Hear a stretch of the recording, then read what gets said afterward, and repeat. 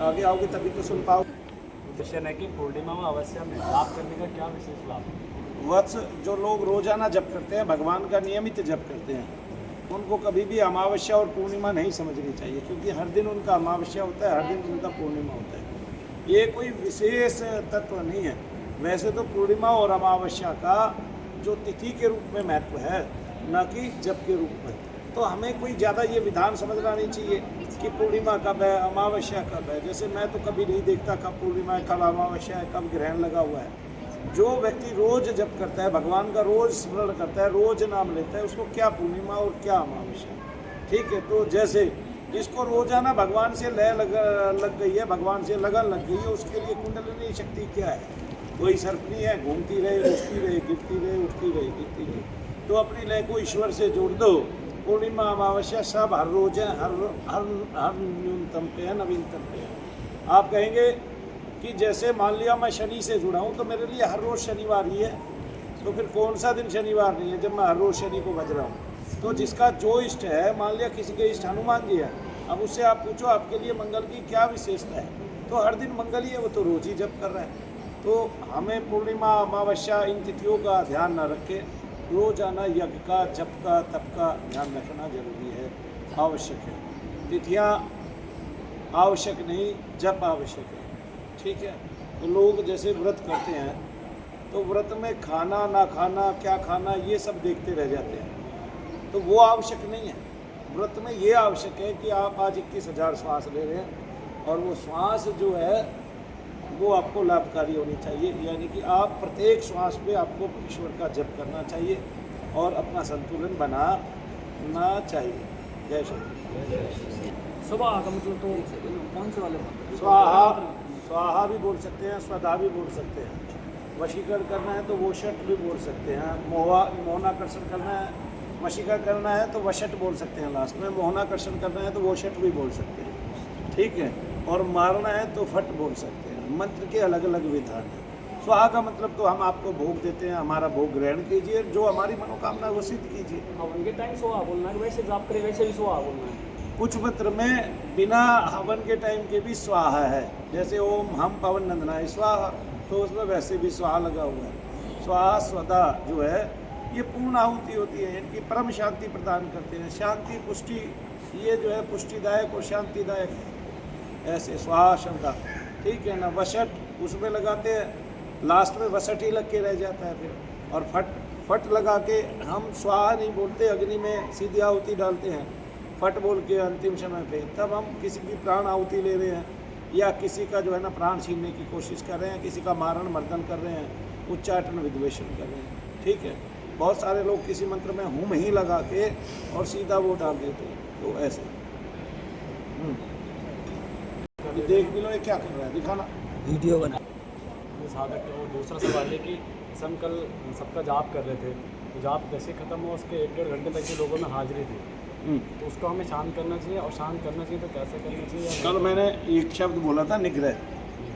निग्रह का मतलब ही मारण से। ठीक है, तो सबकी हाजिरियाँ इसलिए लग रही थी, तो मैं उस पर ध्यान देने की जरूरत नहीं है। तुमने जो किया वो काम हो रहा था ना। फिर तो जब तुम किसी को जलाओगे, काटोगे, मारोगे, तो बहुत देर तक चिल्लाएगा कि नहीं चिल्लाएगा? जब प्रेत आदमी को पीड़ा देता है तो वो वर्षों वर्ष तक चिल्लाते रहते हैं, लेकिन जब आदमी प्रेत को पीड़ा देगा या उन सूक्ष्म तत्वों को पीड़ा देगा जो हमारे लिए हानिकर हैं, तो वो भी तो चिल्लाएंगे। ठीक है, कष्ट उनको भी तो होगा। जीव छोटे से छोटा हो, सूक्ष्म से सूक्ष्म हो, बड़े से बड़ा हो, अधिकारी हो, अनाधिकारी हो, जब आप उसको कष्ट दोगे तो उसको कष्ट महसूस होगा और वो कष्ट जो है ग्रहण करेगा और कष्ट लगेगा उसको। जब तुम निग्रह कर रहे थे कल, तो वो उनको सबको प्रेतों को कष्ट लग रहा था और वो जो है ना चीखने चिल्ला रहे थे, तो वो बात तक भी चिल्ला सकते हैं, इसमें कोई बड़ी बात नहीं। जी, अर्जी लगाने की क्या प्रक्रिया? अर्जी जब भी आप लगाते हैं तो अपने संकल्प आप भेजते हैं भगवान के पास। तो अर्जी लगाने का तात्पर्य ये है, मैंने पहले भी बताया आपको कि हम जब अर्जी लगा रहे हैं तो अपने संकल्प हम ईश्वर तक भेज रहे हैं कि हमने आपके यहाँ अपनी अर्जी लगाई है, तो ईश्वर तुरंत जो है विधान है ईश्वर का, वो तुरंत सुनते हैं कोई भी पुकार। ठीक है, अब पुकार कितनी गहरी है वो उसके हिसाब से उतनी गहरे हो जाते हैं। पुकार जितनी धीमी है, मध्यम है, वो उसके हिसाब से उतने मध्यम और धीमे हो जाते हैं। तो आपने अगर गहनता से, जब हम कष्ट में होते हैं तो तीव्रता ज़्यादा होती है कष्ट की, और जितनी तीव्रता होती है उतनी हमारी पुकार की भी तीव्रता होती है। तब हम किसी के कष्ट में, जब उसकी पुकार में हम शामिल होते हैं तो एक संकल्प बल मिल जाता है और दूसरा संकल्प लग जाता है, तब उस आदमी को तुरंत फौरी तौर पर राहत मिल जाती है। ऐसे तब वो जो तत्व है जिसने बहुत ज़्यादा गहराई से पकड़ा हुआ है तो वो तुरंत छोड़ के अलग हो जाता है। जैसे हम जाप भी कर रहे हैं उसके साथ हम हवन भी कर सकते हैं, या वो सहायक है जाप में? जाप के साथ हवन कर सकते हैं और वो आपकी ऊर्जाओं को संतुलित करता है, वृद्धि करता है आपकी ऊर्जाओं। ठीक है, यज्ञ करना तो नियमित की उसकी बात है, अच्छी बात है। यज्ञो विश्वस्य भुवनस्य नाभो, ये समस्त जगत का जो नाभि मंडल है वो यज्ञ ही है, उसके अलावा कोई नहीं है। तो यज्ञ ही सब कुछ है, यज्ञ ही परम देवता है, यज्ञ ही ईश्वर का साक्षात्कार है, यज्ञ ही ईश्वर का स्वरूप है साक्षात। ठीक है, तो यज्ञ जो भोग लेता है वो भोग तो ईश्वर के पास पहले से ही है, लेकिन जब मानव जो है अपना श्रेष्ठतम दिखाते हुए तो जो ग्रहण करता है उसको ईश्वर के समर्पित करता है, तो ईश्वर जो है उसको और अन्यतम प्यार करते हैं, अन्यतम वो प्रियतम हो जाता है ईश्वर का। क्यों? क्योंकि हम जो ईश्वर को प्रदान करते हैं वो हमें बहुगुणा मात्रा में मिलता है, तब हम इस संसार को अच्छे से जी सकते हैं, अच्छे से इस संसार में वर्चस्व रख सकते हैं, अच्छे से हम जो है संसार को अपना लाभ दे सकते हैं। जय श्री। अब भैया ने पूछा था स्वाहा के लिए, तो हम लोग को जो मंत्र मिला है स्वाहा ओम, जैसे हवन करेंगे तो स्वाहा ओम स्वाहा बोलेंगे कि आप केवल स्वाहा ओम? कौन सा मंत्र? संजीवनी माला मंत्र में कैसे बोलते हैं? तो जब मंत्र करेंगे तो केवल स्वाहा बोलेंगे ना, पीछे ओम नहीं बोलेंगे। ठीक, बोलिए मेरे साथ। शिवाय नमः। शिवाय नमः। ओम ओम नमः नमः। शिवाय ओम। शिवाय ओम। ओम ओम शिव। शिव। शिवाय नमः। शिवाय नमः। ओम ओम नमः नमः। शिवाय ओम। शिवाय ओम। ओम हम शिवाय नमः। शिवाय नमः। ओम राम। शिवाय नमः। शिवाय नमः। ओम यम। शिवाय नमः। शिवाय नमः। ओम रम। शिवाय नमः। शिवाय नमः। ओम लम। शिवाय नमः। शिवाय नमः। ओम वम। शिवाय नमः। शिवाय नमः। ओम हम। शिवाय नमः। शिवाय नमः। ओम ऐं शिवाय नमः। शिवाय नमः। ओम ह्रीं शिवाय नमः। शिवाय नमः। ओम श्रीं शिवाय नमः। शिवाय नमः। ओम क्लीं शिवाय नमः। शिवाय नमः। ओम ऐं शिवाय नमः। शिवाय नमः। ओम ह्रीं शिवाय नमः। शिवाय नमः। ओम श्रीं शिवाय नमः। शिवाय नमः। ओम क्लीं शिवाय नमः। शिवाय नमः। ओम ऐं ह्रीं शिवाय नमः। शिवाय नमः। ओम ऐं श्रीं शिवाय नमः। शिवाय नमः। ओम ऐं क्लीं शिवाय नमः। शिवाय नमः। ओम ह्रीं ऐं शिवाय नमः। शिवाय नमः। ओम ह्रीं शिवाय नमः। शिवाय नमः। ओम ह्रीं शिवाय नमः। शिवाय नमः। ओम ह्रीं क्लीं शिवाय नमः। शिवाय नमः। ओम श्रीं ऐं शिवाय नमः। शिवाय नमः। ओम श्रीं ह्रीं शिवाय नमः। शिवाय नमः। ओम श्रीं शिवाय नमः। शिवाय नमः। ओम श्रीं क्लीं शिवाय नमः। शिवाय नमः। ओम क्लीं ऐं शिवाय नमः। शिवाय नमः। ओम क्लीं शिवाय नमः। शिवाय नमः। ओम क्लीं शिवाय नमः। शिवाय नमः। ओम क्लीं शिवाय नमः। शिवाय नमः। ओम शिव शिवाय नमः। शिवाय नमः। ओम शिव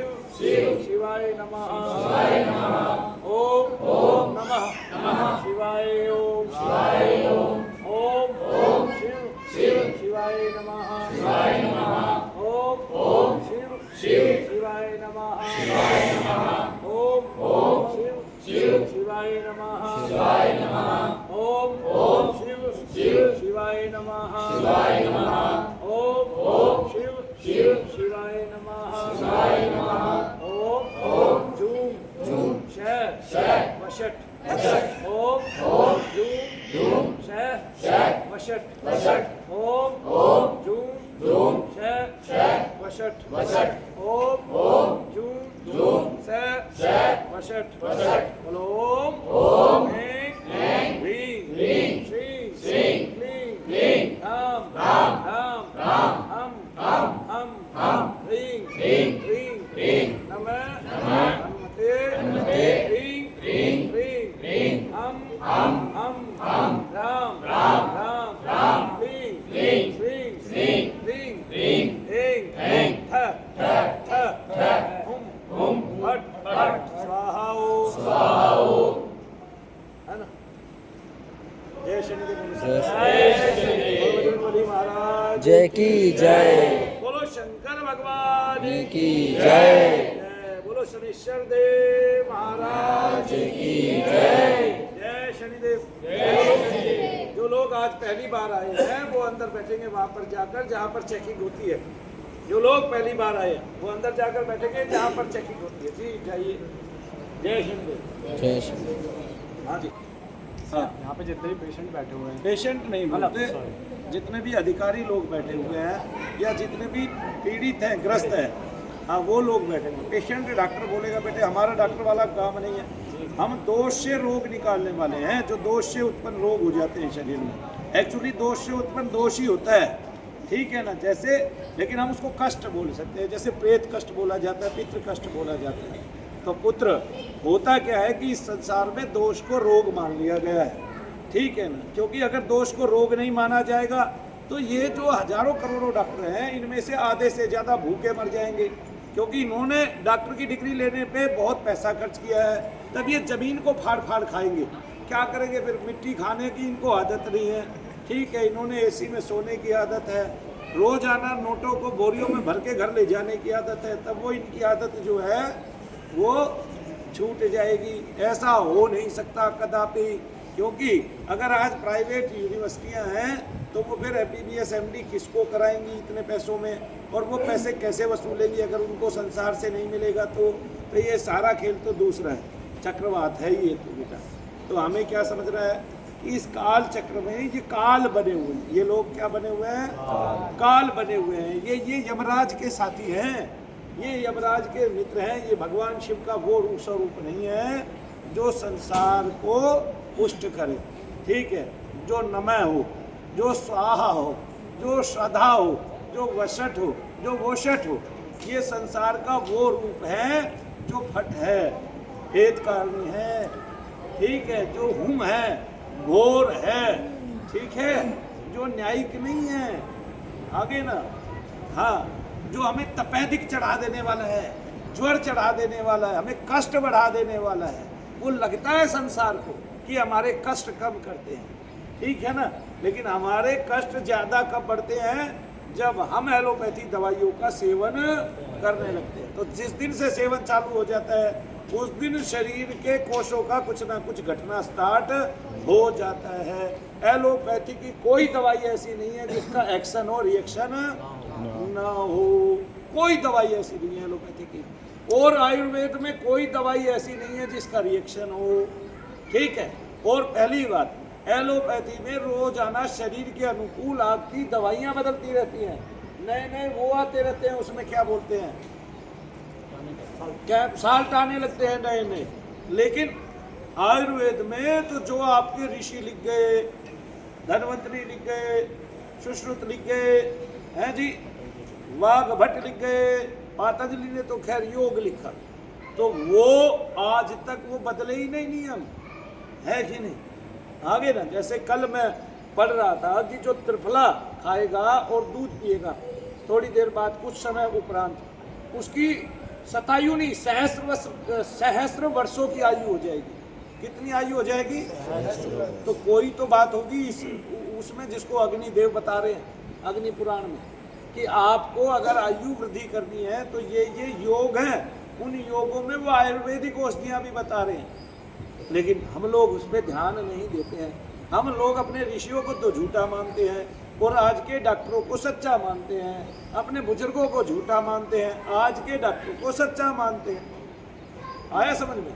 बेटे मैंने ना चुन चुन के लाइनें लिखी हुई है, मैंने एक लाइन लिखी हुई है जिसमें लिखा हुआ है अगर आप मंत्र को पढ़कर इस जल में जो है मंत्र का आह्वान करें, उसको किसी के ऊपर छींट दें, भगवान शंकर का मंत्र है, तो उससे रोगी का जो रोग है वो शांत हो जाएगा और वो उठकर खड़ा हो जाएगा और अस्वस्थता से उसको स्वस्थता प्रदान प्राप्त होने लगेगी।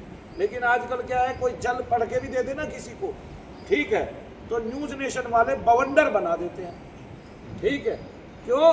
क्योंकि उनका मानना ये है वो अंग्रेजों के टाइम में पैदा हुए हैं, उन्होंने उससे पहले की दुनिया का कुछ पता ही नहीं समझे।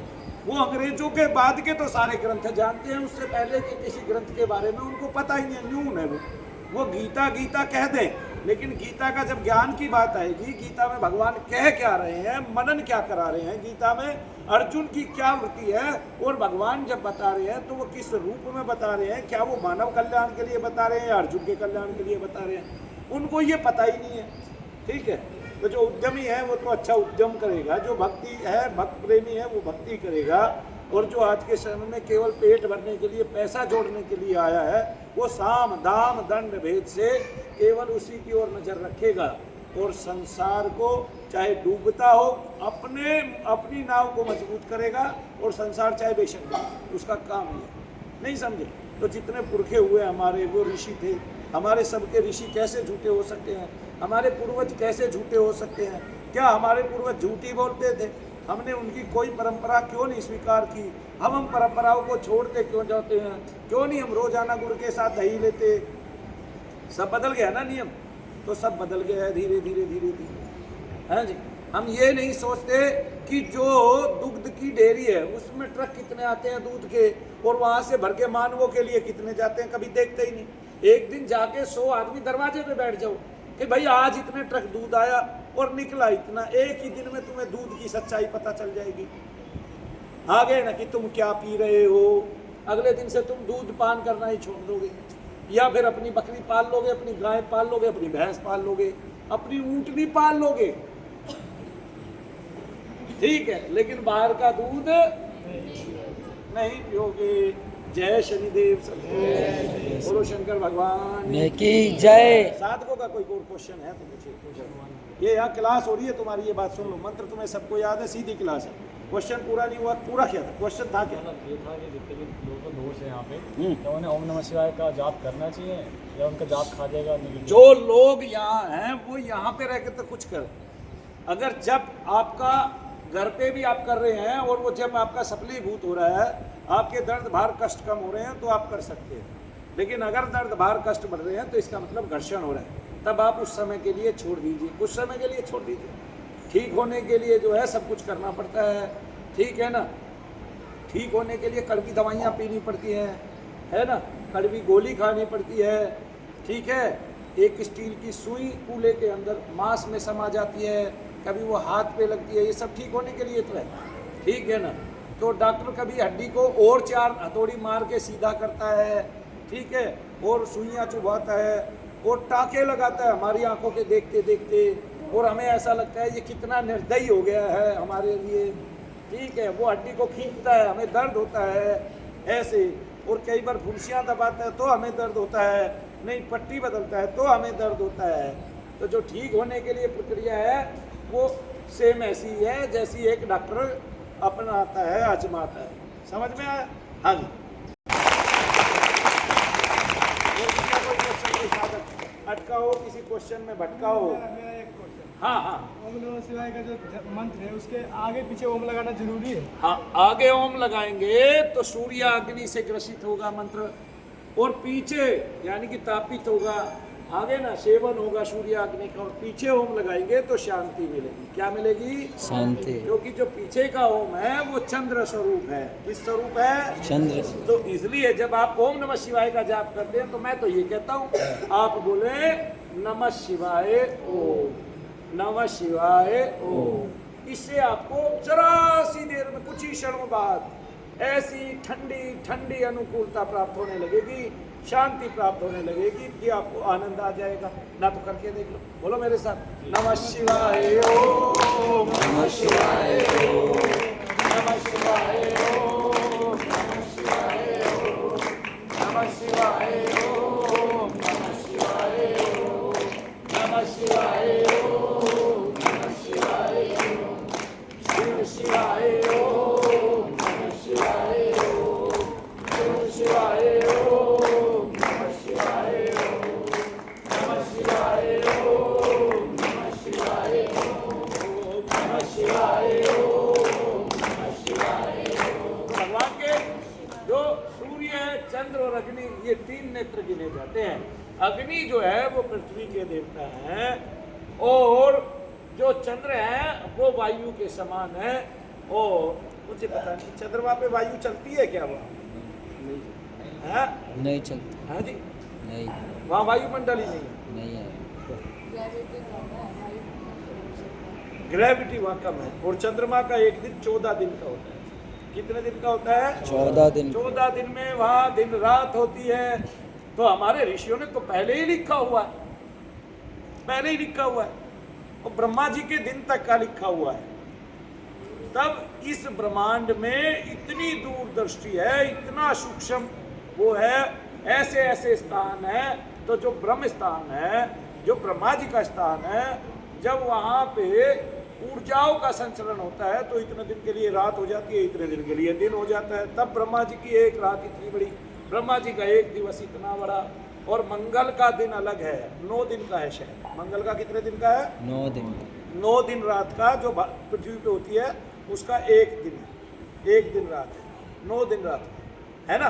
कितनी बड़ी बात है। ये तो हमारे अब के साइंटिस्टों ने खोज लिया, हमारे ऋषियों ने तो पहले लिखा हुआ था। और हमारे ऋषि आधे भारत के अनुकूल झूठे हैं, ठीक है ना, वो झूठ बोलते हैं।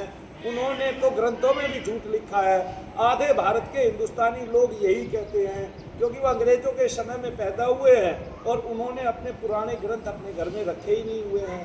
उनको पता ही नहीं है उनके ऋषि कौन कौन है, उनको पता ही नहीं है हमारे 4 वेद 6 शास्त्र 18 पुराण हैं कहाँ, उनको पता ही नहीं है भगवान ने इतने तंत्र ग्रंथ रखे हैं वे कहाँ हैं। उनको पता ही नहीं है कि हमारे ऋषियों ने हजारों पुस्तकें अलग से लिखी हैं वो कहाँ है। तो उनको अष्टावक्र गीता का पता नहीं है। बस एक गीता को छोड़कर उसका भी प्रसारण जो है संसार में सर्वाधिक किसने किया है गीता का प्रसार? प्रभु प्रसाद जी ने, प्रभुपाद जी महाराज ने।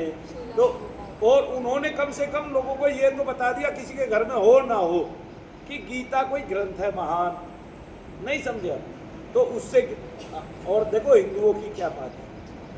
एक हिंदू है वो उसको कोई गीता प्रदान कर रहा है, उसको नहीं लेगा। और क्रिश्चियन उसको अपनी कोई भी पुस्तक फ्री में दे जाए उसको ग्रहण कर लेगा, ठीक है। गीता जब उसको दी जाती है किसी चौक चौराहे पे प्रभुपाद जी के किसी संत या भक्त द्वारा जो उस सेवा में शामिल है, तो उसको गालियाँ और देने लगता है, खिड़की बंद कर लेता है, शीशा बंद कर लेता है, जैसे वो भीख मांगने वाला है। तो इस भारत से मैं उम्मीद ही क्या करूं, जो आज का भारत है, इस भारत से मैं उम्मीद ही क्या करूं जिनके घरों में मुश्किल से एक रामायण और दूसरा गीता ही मिलता है, और वो भी नहीं मिलता है बहुतों के तो, और बहुतों के रखा भी है तो वो पढ़ा नहीं गया है कभी भी, ठीक है। तो मैं इस भारत से उम्मीद क्या करूँ? मेरी तुमसे उम्मीद है, मैं तुम्हें सिखाना चाहता हूँ, मैं तुम्हें बताना चाहता हूँ। तो इसलिए तुम्हारी प्रत्येक की टी शर्ट पे लिखा हुआ है मुझे भी बनना है मनु भैया। मनु भैया बनने का मतलब है मानव मात्र की सेवा करना। मनु भैया बनने का मतलब क्या है कि मानव मात्र की सेवा करना बिना किसी लाग लपट के। मनु भैया का मतलब ये है कि सर्वी धर्म ईश्वर की शरण से उपजे है। सबको समान समझना, सबके हृदय में अपने इष्ट को देखना और सबको अपने कार्य को प्रदान करना और सबसे सेवा कराना, यही मनु भैया का लक्षण। तुम्हें भी वही लक्षण अपनाने हैं और सदैव जप करते रहना, हर रोज प्रत्येक दिन यज्ञ करना, और जो हमारे ऋषियों ने किया, और भगवान के ज्ञान को गहराई से समझने की कोशिश करना। पता नहीं भगवत कृपा कब हो जाए और कब जो है इस क्षण आपका विवेक जागृत हो और आप उसकी प्राप्ति कर ले। जय शनिदेव सबको। मैंने सुना जैसे ओम नमः शिवाय और भी मंत्र हैं, उनको चलते फिरते से नहीं जपना चाहिए। क्यों नहीं जपना चाहिए? भगवान का नाम मतलब वही आपको कंफ्यूजन है। चलते फिरते मन से जपो और जिह्वा से जपो ताकि प्रायण हो जाए। ठीक है, तो एक टाइम में न्यासित करते करते आप शिव स्वरूप हो जाएंगे और चलते चलते आप भगवान शिव के स्वरूप में ही जो है आप जप कर रहे हैं। हमने ये भी सुना है कि मतलब मुँह से नहीं बोलना चाहिए, उसको मतलब अंदर ही करना बेटे सुना है ना, करके तो नहीं देखा, इसके विपरीत करके देखिए। जिससे सुना है वो नकारा है, निकम्मे हैं, अवारा है, पशु है, उन्होंने किया नहीं इसलिए उनको पता नहीं। तो जो करेगा उसको तो पता है। मंत्र जप करने से मंत्र का अभ्यास हो जाता है। आपकी उम्र भी कम है, तो जो बूढ़े हो चुके हैं आपकी उम्र इतनी कम है कि अगर आपको अभी से जप की लगन लग गई तो एक टाइम में आप जप करते करते क्या हो जाएंगे, सिद्ध हो जाएंगे। और जो बूढ़ा हो चुका है वो बूढ़ा होके जब नाम लेता है तो उसको अभ्यास रहता नहीं, इसलिए आपको बचपन से अभ्यास कराया जा रहा है, इसी उम्र से अभ्यास कराया जा रहा है जिस उम्र में आप मनु भैया के पास आ गए। आगे ना सुनो, एक महात्मा का शिष्य था और उनके शिष्यों की एक लार थी। उनके यहाँ एक नया शिष्य आ गया, उसने गुरु मंत्र धारण किया। जब गुरु मंत्र में उनके जो है भगवान का मंत्र था ऋषिकेश का, ओम नमो नारायणाय। ठीक है, ओम नमो विष्णवे नमः, ओम विष्णवे नमः, ओम विष्णवे नमः, तो या ओम श्री कृष्णाय नमः, ऐसा कोई उसका मंत्र होगा। और वो मंत्र जो है जब वे सवेरे टट्टी करने जाते सारे बच्चे, ठीक है, छोटे छोटे बच्चे, और पहले तो खुले में शौच जाया करते थे, तो वो एक जो है जीप पकड़ के बैठ गया। उसने घर जाके कहा, वहाँ जाके आश्रम में, गुरुजी ये टट्टी करते हुए जीप पकड़ रहा था। ठीक है, नहीं पहले तो वो जाप कर रहा था, तो जाप करने के बाद उसने गुरुजी से शिकायत की, ये जो है शौच जाते हुए बैठा बैठा जाप कर रहा था। ठीक है, जोर भी लगा रहा था और जाप भी कर रहा था। तो गुरुजी ने कहा बेटा ऐसा नहीं करते। अगले दिन वो जीप पकड़ के बैठ गया, तो वो सोच करता हुआ जब जीप पकड़ रहा था तो उसने फिर शिकायत कर दी, गुरुजी ये जीप पकड़ के टट्टी करने लग रहा था। तो गुरुजी ने कहा क्यों बे, तू ऐसा क्यों कर रहे थे, तो गंदी बात है। बोला जी गंदी हो चाहे अच्छी बात हो, गुरुजी मैं तो जब जीभ छोड़ता हूँ, जिह्वा छोड़ता हूँ तो नाम लेने लग जाती है जिह्वा। अब बताओ मैं क्या करूँ, मैं दुविधा में हूँ। गुरुजी ने कहा बेटा आप किसी भी क्षण कैसे भी समय कभी भी कैसे भी जाप कर सकते हो। तो भगवान ने आपको छूट दी है। जिसकी जिह्वा नामदेव जी महाराज की तरह रात दिन जप करती हो, उसके लिए सब संसार में छूट है। आया समझ में? तो आप करके तो देखो। उन निकम्मा नाकारा जो आलसी हैं, जिन्होंने आज तक भगवान के नाम को ग्रहण नहीं किया, उनकी बात पहले ही मान के स्वीकार कर दी, पता तो चला ही नहीं। पिता ने कहा बेटा पहाड़ पे मत जाना, फिसल जाओगे। हो सकता है पिता चढ़ा हो 5 बार और 5 बार फिसल गया हो, उनका शरीर छिल गया हो, लेकिन बेटा कभी पताका लहरा भी तो सकता है। बेटे नहीं समझे? ऐसे तो कोई अभ्यास करेगा ही नहीं, ऐसे तो कोई ऊंचाई को छुएगा नहीं। कोई पहले ही दिन कह देता कि जहाज मैंने बना के उड़ाया था और मैं धड़ाम से नीचे गिर पड़ा, मुझे बहुत सारी चोटें आई। अगले दिन सब यही सोच के कि अब जहाज नहीं बनाना, वायुयान नहीं बनाना, क्योंकि इसके ऊपर से तो गिरते ही चोट लग जाती है। नहीं, वो विफल हो जाता ना संसार। आज इतना बड़ा जो है एक आविष्कार हुआ है, वायुयान भारत को मिला है, तो वो मिलता ही नहीं कभी, मिलता है। ठीक, फिर तो हमारे वेदों में लिखा हुआ है जल से विद्युत बनाइए, वायु से विद्युत बनाइए। करिए क्या उस विद्युत का, बताइए। उस विद्युत से नगर में उजाला कीजिए। क्या कीजिए? उजाला कीजिए। राजा को ऐसा चाहिए, तो इसमें स्पष्ट लिखा है कि आप विद्युत बनाएं। विद्युत बिजली, और उसको कैसे नगर को उजाला करने में उसको ग्रहण करें। ये बात हमारे शास्त्र में लिखी है, हमने कभी पढ़ी ही नहीं, और हम ढूंढते रहे कि बिजली का आविष्कार फलाने ने किया, उसने किया और उसने किया, और लिखा हमारे वेदों में है वो 10,000 वर्ष पुराने। अरे हमारी रामायण में राम की जो जन्म पत्री है, राम का जो जन्म समय है, वो नासा वालों ने डाल के देख लिया, 6,500 वर्ष पुराना समय मिला। कितने? 6,500। और उस पुल की भी जब वो गिनते हैं तो 6,500 वर्ष पुरानी ही वो मिलती है। आगे तो फिर इसका मतलब राम हुए, इसका मतलब पुख्ता हो गया सारा चीज। तो फिर हम कैसे कह सकते हैं? तो ये वे लोग जो निकम्मे हैं, नाकारा हैं, वे दूर से कुछ कहें तो मान लोगे क्या? मान लोगे क्या?